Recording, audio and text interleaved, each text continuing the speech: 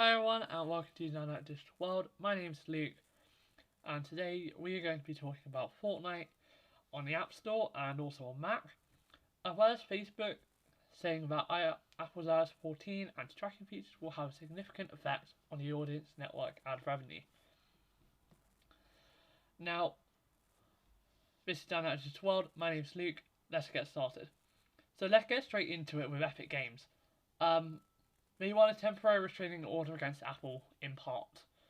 So Epic Games won the restraining order against Apple, and effective immediately, Apple can't retaliate against the company by terminating the developer account used to support the company's Unreal Engine.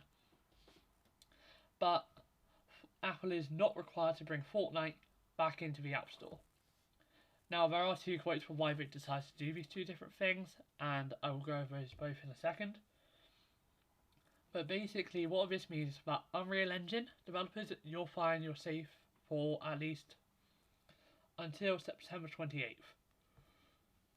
That's when the final judgment will be made on whether this is throughout the entire court case or just for now. Then Fortnite, you won't be getting any updates. If you have it installed or you reinstall it using the previously downloaded page, you'll be stuck on the previous update. Now, this is the quote from the Judge Rogers.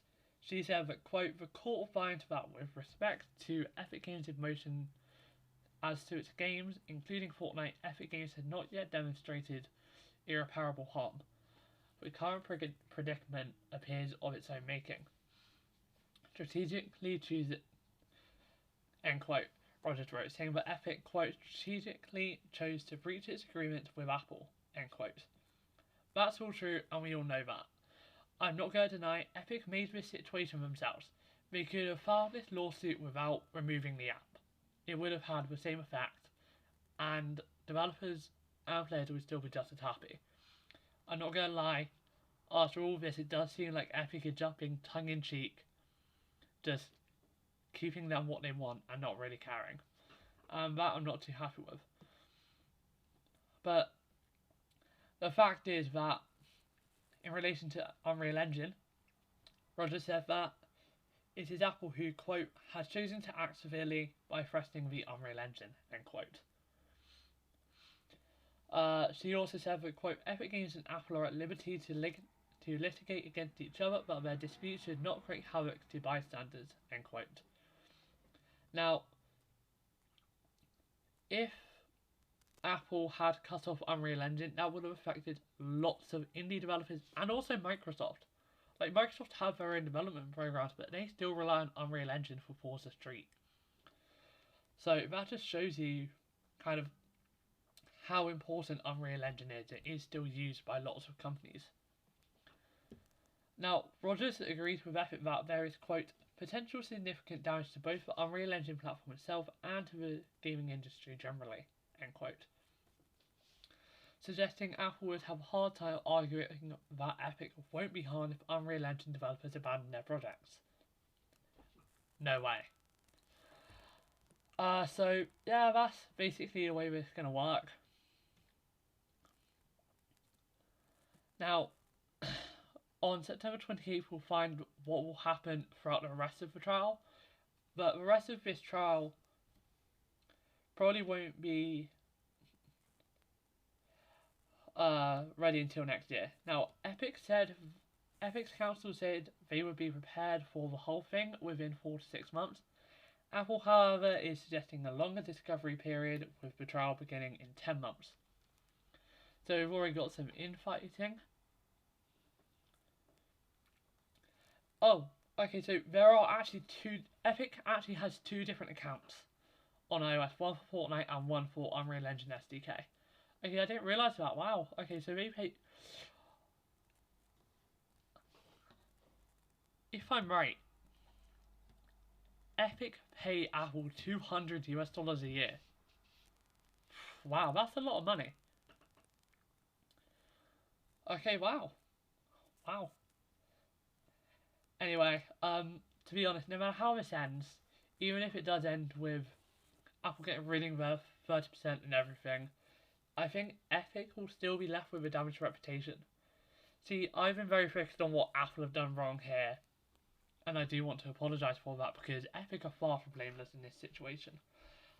They created this situation. They could have just filed a lawsuit and released the advert without the banning of Fortnite.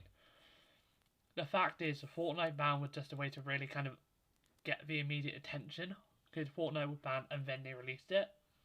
So it kind of gave something to spurt off the media. Right now, though, if they really wanted, they could just remove the changes that they made and give Fortnite players back what they want. So, I'm not really sure. But, to be honest, I do think Epic are being a bit petty by not just removing it, going back on and waiting for the game to, and waiting for the lawsuit to be over. But yeah, I think both companies are definitely going to have a public image problem with the Fortnite audience and game developer audience in general at the end of this. Just due to the way that they both handle this situation. Another story that we had today is Facebook, and this is a really quick story. Long story short, Apple has introduced some changes. That means that Facebook can't collect the identifier from advertisers in Facebook-owned apps on iOS 14 devices.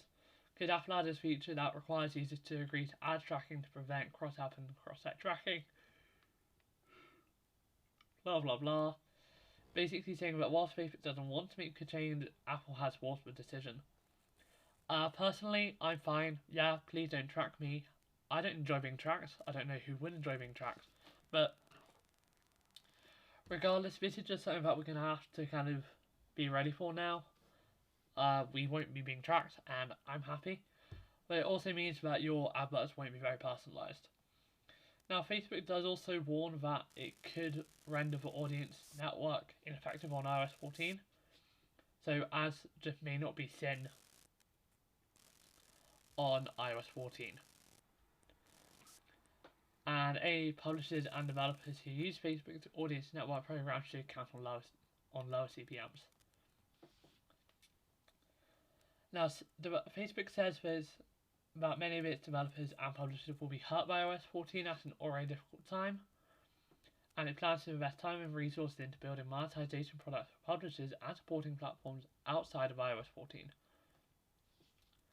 You know, I think it's a win-win scenario, and because on one hand, they can still put advertisements on iOS 14. I literally have one on the website I'm on right now. In fact, 1, 2. So far I've seen 2 on this website. No, 3. Like, they're not linked to me. I have personalization turned off. But you can still get ads. And yes, I might not click on it, etc, etc, but there are still ads. So yeah. Anyway, I guess we'll just have to see how this turns out. I don't think this is going to be a massive thing. But basically, you're someone who uses the audience network ad revenue, then you could lose over 50% of your revenue. So, yeah. And one more thing though is that the Xbox One UI is getting another redesign. This one isn't too major though, it's more just rounding corners on boxes and stuff, creating a bit of a nicer UI for profiles on the Xbox, and just also unifying what the experience looks like across all devices, whether that be the phone or the Xbox or the PC or the tablet. Just making sure that it's all equal and that it all looks relatively similar. So yeah, that's basically everything today. I'm already seeing some other design changes, none of the massive ones, but I've seen a few of them and they do look quite nice actually. But yeah, that's everything for today's episode. I hope you've enjoyed, and I will be doing another small thing after this, just about something I'm working on, so you're all aware of where I'm going. But thank you for listening, my name's Luke, and I will see you in tomorrow's episode.